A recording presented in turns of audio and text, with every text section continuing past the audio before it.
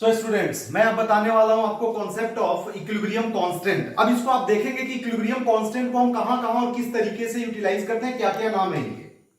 तो बेटा concept of equilibrium constant में इक्विलिब्रियम कांस्टेंट के टाइप्स क्या क्या हैं मैं जरा बताता जाऊं आपको। आपने पढ़ा होगा केसी, केसी पढ़ा होगा। केसी क्या है? ये है equilibrium constant in term of concentration. ये है इन टर्म ऑफ कंसंट्रेशन। आपने पढ़ा होगा केपी, केपी होता है इन टर्म ऑफ प्रेशर।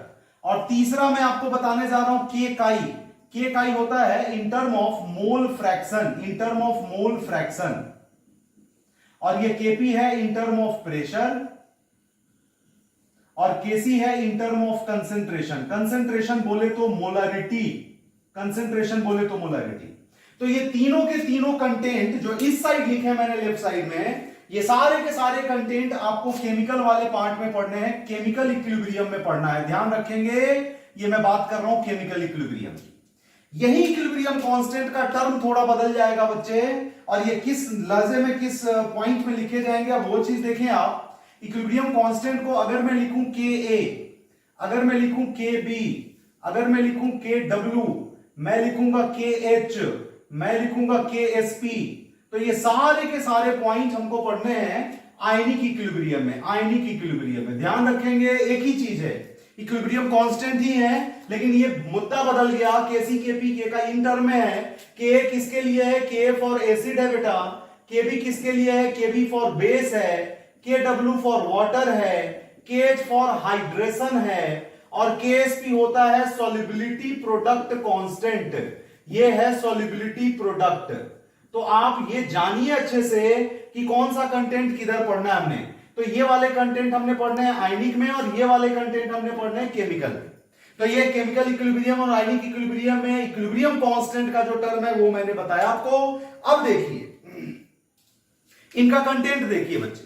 तो आपको अगर मान लीजिए कि एक मैं जनरल रिएक्शन ले रहा हूं कि ए मोल ऑफ ए, या ऐसे लिख देता हूं A mole of X mole of A और वाई मोल ऑफ बी मिलके पी मोल ऑफ सी और क्यू मोल ऑफ डी बन रहे, और ये रिएक्शन इक्विलिब्रियम में है। तो उस कंडीशन में आपको ये पता है कि अगर ये राइट साइड की रिएक्शन चल रही है तो इसको मैं फॉरवर्ड बोलता हूं, इसको मैं बैकवर्ड बोलता हूं। और रेट ऑफ फॉरवर्ड और रेट ऑफ बैकवर्ड रिएक्शन जो होते हैं वो इक्वल होते हैं। तो रेट ऑफ फॉरवर्ड और रेट ऑफ बैकवर्ड को मैं इक्वल करूंगा, तो मैं डायरेक्टली अब यहां लिख रहा हूं जी equilibrium constant in term of concentration. तो equilibrium constant in term of concentration जो होता है वो होता है concentration of product upon concentration of reactant. अब ये कहां से आया? ये रेट लॉ से रेट ऑफ फॉरवर्ड और रेट ऑफ बैकवर्ड निकाला जाता है रेट लॉ से, और फिर दोनों को इक्वेट करके ये इक्वेशन आती है बच्चे। ये केसी जो होता है ये होता है rate constant of forward upon rate constant of backward का रेशियो, जो रेट लॉ से आता है। KF by KB is KC and KC is product by reactant। तो इस फर्दर इस रिएक्शन के लिए अगर मैं KC की वैल्यूज लिखूं तो KC की वैल्यूज क्या आएंगी? This value of KC will be equal to concentration of C का power P and concentration of D का power Q upon concentration of A का power X and concentration of B का power Y। This is KC। इसी term को अगर मैं Kp के term में लिखूं तो क्या आएगा? This Kp is equal to, this Kp is equal to pressure of C the power, pressure of C power P, pressure of D power Q upon pressure of A power X and pressure of B power Y। ये Kp का term हुआ। एक चीज आप ध्यान रखें बच्चे कि Kp is used for gaseous content only. मैं मान के चल रहा हूं कि ये A, B, C, D ये सब के सब गैस हैं, ये सब के सब गैस हैं। तो अगर गैसियस कंटेंट है तभी मैं Kp कंडीशन लूंगा। तो Kc is this and Kp is this. तो इस Kc और Kp का अगर इसी को मैं K काई के टर्म में लिखूं, मोल फ्रैक्शन के टर्म में लिखूं, K काई मोल फ्रैक्शन के टर्म में लिखूं, मैं सारे इक्विलिब्रियम कांस्टेंट उठा रहा हूं जी केमिकल इक्विलिब्रियम वाले। अगर मैं इसको मोल फ्रैक्शन के टर्म में लिखूं तो मोल फ्रैक्शन के टर्म में क्या हो जाएगा? ये हो जाएगा mole fraction of C power P, mole fraction of D power Q upon mole fraction of what? Mole fraction of A power X and mole fraction of B power y। तो ये हुआ equilibrium constant in term of mole fraction, ये equilibrium constant in term of pressure, equilibrium constant in term of concentration. अब मैं आपको बताने जा रहा हूं Kp Kc relation. Kp Kc relation तो बेटा देखो, केपी इज दिस, अगर इसको मैं फर्दर आगे बढ़ाऊं तो गैसियस कंटेंट के लिए आपको पता है कि PV is equal to nRT होता है। किसी भी गैस के लिए मैं बताऊं कि PV is equal to nRT है गैस इक्वेशन, ये आपको पता है। तो अगर PV is equal to nRT है तो प्रेशर की जगह क्या मैं लिख सकता हूं, एनआरटी बाई वी, और एन बाई वी क्या हो गया बच्चे, number of moles per unit volume concentration हो गया। तो क्या मैं इसको लिख सकता हूं P is equal to concentration into RT, P is equal to concentration into RT, तो लिख ही सकता हूं ना, लिख सकता हूं। ओके, तो इन वैल्यूज को अगर मैं आगे बढ़ाऊं तो प्रेशर ऑफ सी है, प्रेशर ऑफ सी की जगह मैं क्या लिख सकता हूं, concentration of C into RT, concentration of C into RT, और पूरे का पावर हो गया जी बेटा पी। वैसे ही प्रेशर ऑफ डी है तो प्रेशर ऑफ डी की जगह क्या लिख सकता हूं, concentration of D into RT, और पूरे का पावर हो गया Q upon concentration of A into RT, और पूरे का पावर हो गया एक्स, और यहां हो गया concentration of B into RT, और पूरे का पावर हो गया वाई। अगर इस फर्दर इसको मैं आगे बढ़ा दूं, इसको फर्दर मैं आगे बढ़ा दूं तो ये क्या हो जाएगा, अब इसको देखें, कंसंट्रेशन को मैं एक साइड कर रहा हूं, इसको मैं लिख रहा हूं कंसंट्रेशन ऑफ सी का power P into concentration of D का पावर क्यू, और इंटू में हो गया आरटी का power P plus Q upon, यहां क्या हो जाएगा, कंसंट्रेशन ऑफ ए का power X, concentration of B का पावर वाई, और इंटू में आरटी का पावर एक्स प्लस वाई। ये चेक करेंगे बेटे, कोई दिक्कत हो तो बोलेंगे इसमें, बोलो क्लियर है ये चीज, ठीक है। बढ़ते हैं आगे। तो ये वाला टर्म देखो, आप ये वाला टर्म देखो, क्या ये केसी है, क्या ये केसी है, तो मैं इसको लिख सकता हूं दिस इज इक्वल टू केसी, केसी, और यहां देखो RT, RT the power P plus Q, P plus Q क्या है, this is number of moles of product, number of moles of product P plus Q, और एक्स प्लस वाई क्या है बच्चे, this is number of moles of reactant. तो मैं ऐसा लिख सकता हूं RT the power P plus Q और माइनस में एक्स प्लस वाई। क्या चीज हुआ ये समझ में आया। तो यहां से कंटेंट में आगे बढ़ाऊं तो ये रिलेशन क्या हो जाएगा, this relation is Kp is equal to Kc RT the power, मैं लिख देता हूं यहां पर डेल्टा एनजी। ध्यान रखें डेल्टा एनजी क्या है, डेल्टा एनजी है change in number of moles in gaseous phase. मतलब डेल्टा एनजी की वैल्यू अगर मैं बोलूं यहां की क्या है, तो डेल्टा एनजी है number of moles of products, number of moles of products minus number of moles of reactants. एक चीज मैं आपको क्लियर कर दूं बच्चा लोग, ध्यान रखो, कभी भी केपी से ही केसी की वैल्यू को निकालना, केसी से निकालोगे तो ये वैल्यू डेल्टा एनजी की आ जाएगी रिएक्टेंट माइनस प्रोडक्ट। और आपको पता है कि डेल्टा टर्म जो होता है, डेल्टा टर्म जो होता है ये कभी भी आपने यूज किया फाइनल माइनस इनिशियल पे। तो फाइनल माइनस इनिशियल में यहां पर फाइनल कंटेंट कौन है, फाइनल है यहां प्रोडक्ट, और इनिशियल कौन है, इनिशियल है यहां रिएक्टेंट। तो यहां मैंने लिखा है प्रोडक्ट माइनस रिएक्टेंट, इसलिए मैं इसको डेल्टा ले रहा हूं। So Kp is equal to Kc RT the power delta ng. अब हमें इनको रिलेट करना है, को रिलेट करना है केपी केसी को। तो देखिए मैं ये वाला कंटेंट यहां से हटाता हूं, इसी कंटेंट पे हो जाएगा केपी केसी का रिलेशन टेम्परेचर बेस्ड। फिर डिफरेंट टाइप्स ऑफ केपी केसी हम करेंगे कैलकुलेशंस। तो अब देखिए जरा, अगर मैं यहां पर लेता हूं फॉर्मूला जो हमने डेराइव किया, Kp is equal to Kc RT the power delta ng. तो अब जरा इनको जरा अच्छे से समझिए, आप अच्छे से समझिए। मैं आपसे पूछता हूं कि कौन कौन सी वैसी कंडीशन है जब केपी केसी के इक्वल हो सकता है, कौन कौन सी वैसी कंडीशन है जब केसी केपी, हमें अगर केपी को केसी के इक्वल करना है तो कौन कौन सी कंडीशंस हो सकती है। फर्स्ट कंडीशंस मैं डिस्कस कर रहा हूं आपसे, ये काफी इंपॉर्टेंट है बच्चे जो मैं अभी बताने वाला हूं, इसलिए इसको जरा ध्यान से देखो आप लोग।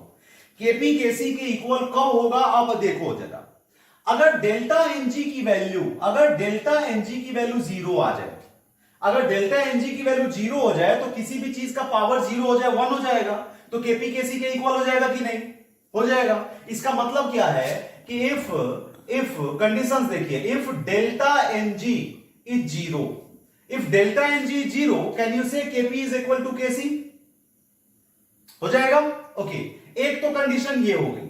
दूसरी कंडीशंस क्या हो सकती है, अब ये देखो दूसरी कंडीशन क्या हो सकती है कि अगर ये RT का प्रोडक्ट हो जाए 1, तो 1 का पावर कुछ भी मैं ले लूं तो 1 ही होगा ना। तो RT की वैल्यू आ जाए 1, मतलब कि अगर RT जो है, मैं ऐसे लिख दूं इसको कि if RT is equal to 1, तो किसी भी चीज का पावर कुछ भी हो, ये KP KC के इक्वल टू हो जाएगा। तो एक चीज मैं अब आपको एक टेक्निक दे रहा हूं, ध्यान दो, एक टेक्निक दे रहा हूं, टेक्निक समझो। R की वैल्यू आपको पता है बेटा क्या होता है? R की वैल्यू होती है 8.314 जूल पर मोल पर केल्विन, जूल पर मोल पर केल्विन। इसको जब तुम सॉल्व करोगे तो ये करीब करीब आता है बेटे 1/12। सॉल्व करके देख ले, 8.314 जूल पर मोल पर केल्विन आता है। इसको जब मैं सॉल्व करूंगा तो 8314 डिवाइडेड बाई 1000, ये 0.0834 की बात कर रहा हूं मैं, ये 0.8314 की बात कर रहा हूं मैं, 0.8314। इसको जब तुम सॉल्व करोगे तो नियर बाई 1/12 आएगा। तो ये वैल्यू जरा ध्यान रखें कि अगर टेम्परेचर की वैल्यू आ जाए 12 केल्विन, तभी तो ये RT की वैल्यू 1 होगी। तो अगर मैं सीधे सीधे लिख दूं कि अगर टेम्परेचर जो है वो है 12 केल्विन, टेम्परेचर कितना है? 12 केल्विन है, तभी मैं बोल सकता हूं कि KP KC के इक्वल हो जाए, KP KC के इक्वल हो जाए। तो देखिए समझिए, डेल्टा एनजी की वैल्यू 0 आ जाए तब भी हो जाएगा KP KC के इक्वल, या फिर टेम्परेचर की वैल्यू 12 केल्विन आ जाए तब भी हो जाएगा KP KC के इक्वल। अब मैं कुछ कंडीशंस बताने जा रहा हूं, उन कंडीशंस को जरा एनालाइज करिएगा आप खुद से कि क्या क्या कंडीशंस हो सकती हैं। कभी ऐसा हो सकता है कि डेल्टा एनजी की वैल्यू हो पॉजिटिव। अब मैं ले रहा हूं डेल्टा एनजी पॉजिटिव लेके चल रहा हूं जी बच्चे, डेल्टा एनजी की वैल्यू पॉजिटिव लेके चल रहा हूं। कब के लिए? जब टेम्परेचर की वैल्यू लेस देन 12 केल्विन हो, और कब के लिए? जब टेम्परेचर की वैल्यू ग्रेटर देन 12 केल्विन। तीसरी बात क्या होगी कि एक और कंडीशंस में ले रहा हूं कि डेल्टा एनजी की वैल्यू है नेगेटिव, डेल्टा एनजी की वैल्यू है नेगेटिव, और इसके लिए भी दो कंडीशंस बना लो आप। कब? जब टेम्परेचर लेस देन 12 केल्विन हो और टेम्परेचर ग्रेटर देन 12 केल्विन। दो कंडीशंस यहां बनाओ, दो कंडीशंस यहां बनाओ। एग्जैक्टली इन कंडीशंस को आप फॉलो अप करो, देखो क्या हो सकता है इसमें। KP KC की वैल्यू में क्या रिलेशन आएगी, KP KC से बड़ा होगा छोटा होगा, इन चीजों को देखना है। तो सोचो आप, डेल्टा एनजी है पॉजिटिव, तो पॉजिटिव वैल्यू का मतलब हो गया कि 1 से ग्रेटर है वैल्यू इसकी। अब 1 से अगर मतलब पॉजिटिव 0 से ग्रेटर है, इनफैक्ट मुझे 1 से ग्रेटर लेके चलना है। तो डेल्टा एनजी की वैल्यू अगर पॉजिटिव है और टेम्परेचर लेस देन 12 है, अब सोचो आप, R की वैल्यू है 1/12 और टेम्परेचर हो गया लेस देन 12। इसका मतलब कि ये एक फ्रैक्शन होगा, ये RT की वैल्यू जो होगी वो लेस देन 1 होगी। और RT की वैल्यू अगर लेस देन 1 है, उस केस में डेल्टा एनजी अगर पॉजिटिव है तो क्या हो सकता है? सोचिए आप, डेल्टा एनजी पॉजिटिव है, ये +1 +2 +3 जो भी हो, डेल्टा एनजी की वैल्यू हमने क्या लेनी है? पॉजिटिव लेनी है, 0 से ग्रेटर। तो डेल्टा एनजी की वैल्यू पॉजिटिव हो गई और RT की वैल्यू आ गई लेस देन 1। तो अगर RT की वैल्यू लेस देन 1 हो और ये कुछ भी आ जाए, तो आप देखो कि अगर मान लो RT की वैल्यू लेस देन 1 है, मान लो हाफ हो गया, RT की वैल्यू मैं कितनी ले रहा हूं? हाफ, और डेल्टा एनजी की वैल्यू ले रहा हूं मैं 2, तो ये हो गया 1/4। 1/4 का मतलब हो गया कि 4 into KP is KC। इसका मतलब क्या हो गया कि KP जो है वो छोटा हो गया KC से। अब ऐसे ही तुम इन चारों कंडीशंस को एनालाइज कर लो, और ये काफी इंपॉर्टेंट रोल प्ले करेगा बेटा क्वेश्चंस को डायरेक्ट करने के लिए। एक चीज ध्यान रखेंगे आप, तो एक और कॉन्सेप्ट आपको यहां से मिल गया कि R की वैल्यू कहीं अगर क्लियर ना हो ना, तो R की वैल्यू आप 1/12 ले लेना, 1/12 ले लेना, काम हो जाएगा आपका, 1/12 से काम हो जाएगा। R की वैल्यू 1/12 गैसियस स्टेट में भी ले सकते हो, ठीक है, कॉपी करो।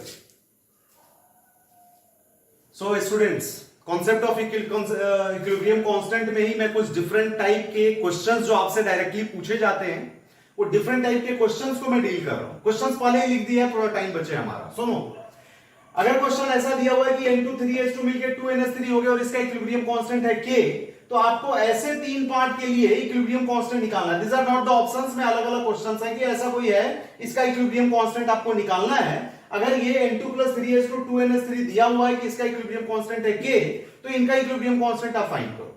सेकंड टाइप का एक क्वेश्चन बताया मैंने कि NO12 और 2NO2 है, इसका इक्विलिब्रियम कांस्टेंट K1 है, इसका इक्विलिब्रियम कांस्टेंट K2 है, तो इसका इक्विलिब्रियम कांस्टेंट फाइंड करो।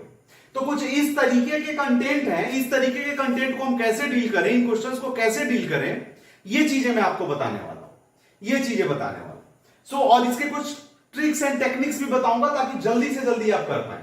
तो देखिए बच्चा, अगर ये क्वेश्चन नंबर फर्स्ट को मैं डील करूं, N2 3H2 दे रखा है मेरे को इक्विलिब्रियम वाइज 2NH3 और इसका इक्विलिब्रियम कांस्टेंट है K। इसका मतलब K क्या हो गया, K is equal to ammonia का पावर 2 अपॉन N2 का पावर 1 एंड H2 का पावर 3। ऐसा कुछ हुआ कि नहीं हुआ? हुआ। और देखो ये जो A पार्ट अगर मैं डील करता हूं, A पार्ट में डील करता हूं, तो A पार्ट है 2NH3, इसको हमने कंटेंट बना दिया N2 प्लस 3H2। इसका इक्विलिब्रियम कांस्टेंट मुझे निकालना है।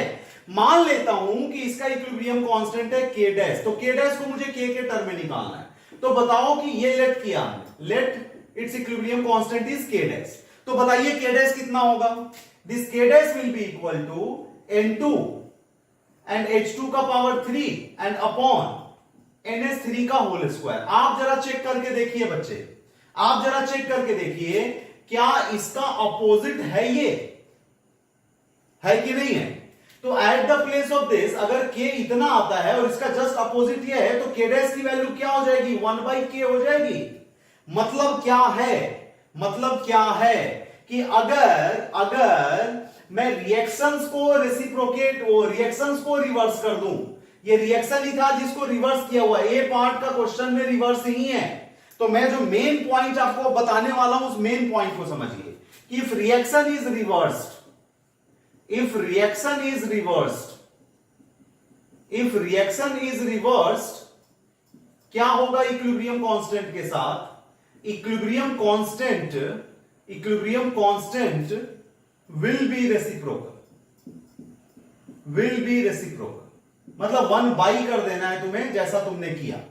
तो equilibrium constant of A part हो जाएगा हमारा 1/K। सबको मुझे K के टर्म में ही लिखना है बेटा। अब ये देखें बी पार्ट क्वेश्चन का देखो, आप बी पार्ट क्वेश्चन का देखो, तो जो मैं यहां हाईलाइट कर रहा हूं, स्टार बना के लिख रहा हूं, बस उसी चीज पे फोकस रहिए। ये आपका ट्रिक है, डायरेक्ट कर सकते हैं कि रिएक्शन अगर रिवर्स हो जाए तो मैं क्या करने वाला हूं, इक्विलिब्रियम कांस्टेंट रेसिप्रोकल हो जाएगा। यहां चेक करो, मैं अब इसको यहीं से बताता हूं, आपको समझना जरा कि हाफ N2 3/2H2 अमोनिया। आप इसको देखो, इस इक्वेशन को देखो, इसका इक्विलिब्रियम कांस्टेंट है K। अगर इसका इक्विलिब्रियम कांस्टेंट मैं निकालूं, मान लेता हूं कि इसका इक्विलिब्रियम कांस्टेंट है बी पार्ट के लिए, मैं इक्विलिब्रियम कांस्टेंट मान लेता हूं K1 है, मान लेता हूं। तो यहां पर बताओ कि K1 कितना आ जाएगा? K1 आ जाएगा बच्चे अमोनिया अपॉन N2 का पावर हाफ और H2 का पावर 3/2, ऐसा कुछ होगा। अब आप इसको ना इक्वेशन के जो दिया हुआ है उससे कंपेयर करो। तो इसका ये NH3 का पावर 2 है, N2 H2 का पावर 3 है। इसका मतलब क्या है कि अगर मैं इनको स्क्वायर कर दूं, स्क्वायरिंग बोथ साइड्स, अगर मैं दोनों साइड पूरे इक्वेशन को स्क्वायर कर दूं तो ये इसके इक्वल हो जाएगा कि नहीं? तो आप देखो कि अगर मैं यहां लिखता हूं K1 स्क्वायर, तो ये हो जाएगा अमोनिया का स्क्वायर अपॉन में N2 और H2 का पावर 3, जो कि आ गया K के इक्वल आ गया। मतलब कि इसका इक्विलिब्रियम कांस्टेंट जो होगा, अगर K के इक्वल आ रहा है, मुझे K1 निकालना है, so this K1 will be equal to root under K लिखिए चाहे K का पावर हाफ लिखिए, बात एक ही है। तो मतलब इसका इक्वेशन जो बी पार्ट है, बी पार्ट का आंसर हमारा क्या आ गया? बी पार्ट का आंसर आ गया K के टर्म में कितना? K का पावर हाफ। K का पावर हाफ लिखो आप, या फिर लिख दो K का रूट, एक ही चीज है, रूट अंडर K। तो आप एक चीज देखो, यहां इन दोनों में देखो डिफरेंसेस। यहां से आपके पास कॉन्सेप्ट क्या निकल के आ रहा है, पहले उसको देख लो कि अगर इक्वेशन में ये वाला इक्वेशन है, इसका इक्विलिब्रियम कांस्टेंट गिवन है और ये इक्वेशन का बनाना था इक्विलिब्रियम कांस्टेंट, तो मैंने इस इक्वेशन में हाफ से मल्टीप्लाई किया तो वो ये बना। बोलो, तो हाफ से, अगर मैं इस इक्वेशन को हाफ से मल्टीप्लाई कर दूं तो बी पार्ट बन जाएगा equation.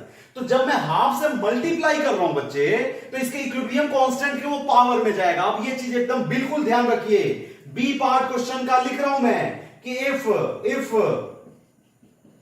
Reaction is multiplied reaction is multiplied by x, reaction को अगर मैं एक्स से मल्टीप्लाई करूंगा, चाहे वो मल्टीप्लीकेशन कुछ भी हो, if reaction is multiplied by x, equilibrium constant पे क्या फर्क पड़ेगा? Equilibrium constant equilibrium constant will have power x, equilibrium constant will have power x. अब ये चीज जरा ध्यान देते जाइए, आप ध्यान देते जाइए कि अगर मैं इक्विलिब्रियम कांस्टेंट रिएक्शन को मल्टीप्लाई कर रहा हूं तो इक्विलिब्रियम कांस्टेंट के पावर में भेज रहा हूं, डिवाइड करूंगा, डिवाइड मल्टीप्लाइड बाई एक्स है तो डिवाइड करूंगा तो डिवाइड का मतलब डिवीजन आप मत सोचो, मल्टीप्लाइड बाई एक्स अगर डिवाइडेड बाई एक्स हो जाए तो डिवाइडेड बाई एक्स का मतलब है कि मल्टीप्लाइड बाई 1 बाई एक्स, तो मल्टीप्लाइड बाई 1 बाई एक्स का मतलब इक्विलिब्रियम कांस्टेंट में मल्टीप्लाई हो जाएगा 1 बाई एक्स से। क्लियर है बच्चा लोग? तो एक चीज, ये चीज ध्यान में रखिए कि अगर मैं रिएक्शन को रिवर्स करूंगा इक्विलिब्रियम कांस्टेंट को रेसिप्रोकल कर दो, अगर मैं रिएक्शन को मल्टीप्लाई करूंगा equilibrium constant will have power x. वैसी ही चीज, तो फर्स्ट पार्ट सेकंड पार्ट हो गया। अब जरा थर्ड पार्ट को देखो आप, N2 3s2 2ns3, यहां तो हमने क्या किया, इसको रेसिप्रोकेट भी किया, तो रेसिप्रोकेट किया तो k है तो हो जाएगा 1 बाई k। अब समझिए, मैं डायरेक्ट अब सी पार्ट आपको बता रहा हूं जिससे कि आप डायरेक्ट में डील कर रहा हूं इसको। N2 3s2 2ns3 k है, मैं ऐसे लिखता हूं इसको, हटाओ इसको पहले, N2 3s2 2ns3, मैं इसी इक्वेशन को अगर उल्टा कर दूं तो ये हो जाएगा 3 into 3 9, मतलब इसमें क्या किया है हमने, इस इक्वेशन में हमने क्या किया, 2ns3 है या 6ns3 है, N2 है तो या 3n2 है, 3s2 है तो 9s2 है, मतलब 3 से मल्टीप्लाई करके क्या किया है, रिवर्स किया, मल्टीप्लाइड बाई 3 विद रिवर्स है। तो करो क्या, अगर मल्टीप्लाइड बाई 3 है तो इसका पावर हो जाएगा 3, मल्टीप्लाइड बाई 3 है तो इसका पावर हो जाएगा 3, और रिवर्स किया हो तो इसको रेसिप्रोकेट कर दो, तो इसका आंसर सीधे सीधे आ जाएगा बच्चे 1 बाई k द पावर 3, इसका सीधे सीधे आंसर हो जाएगा 1 बाई k द पावर 3। ये चीजें क्लियर हो रही हैं? मतलब ए और बी पार्ट जो मैंने आपको समझाया उसी को दोनों को मर्ज करके ये तीसरा क्वेश्चन बन गया कि इसको हमने क्या किया, इसका दिया हुआ इक्विलिब्रियम कांस्टेंट k, मुझे इसका निकालना है, तो मैंने मल्टीप्लाई 3 से किया फिर रिवर्स किया है, तो करे क्या, सीधे सीधे इसके इक्विलिब्रियम कांस्टेंट में अगर ये मल्टीप्लाइड बाई 3 है तो पावर 3 कर दो, और रिवर्स किया है तो 1 बाई रेसिप्रोकल कर दो, तो ये चीज आ जाएगी डायरेक्टली। तो इसका A part, B part, C part तीनों का आंसर हो गया। अब जरा इस सेकंड क्वेश्चन को डायरेक्ट डील करो, डायरेक्ट डील करना है तुमको। देखो जरा, NO plus half O2 NO2 K1। अब यहां क्या है कि ये दो इक्वेशन है, दो इक्वेशन को प्लस माइनस करके ये तीसरा इक्वेशन बन रहा है जिसका इक्विलिब्रियम कांस्टेंट मुझे निकालना है। तो अगर दो इक्वेशन को हम प्लस करते हैं बच्चे, ध्यान रखो, दो इक्वेशन को हम प्लस करते हैं तो उनका इक्विलिब्रियम कांस्टेंट मल्टीप्लाई हो जाता है, ध्यान रखिएगा। बेसिकली मैंने बोला था कि मैथमेटिकल ऑपरेटर 4 एडिशन और मल्टीप्लिकेशन नंबर को बढ़ाता है, तो जहां भी एडिशन आए तो मल्टीप्लिकेशन को रखो। मतलब मैं क्या बोल रहा हूं उस चीज को ध्यान दो कि यहां पर देखो आप NO plus half O2 NO2 A2 NO plus 3 A2 N2 O5 ऐसा कुछ बना होगा।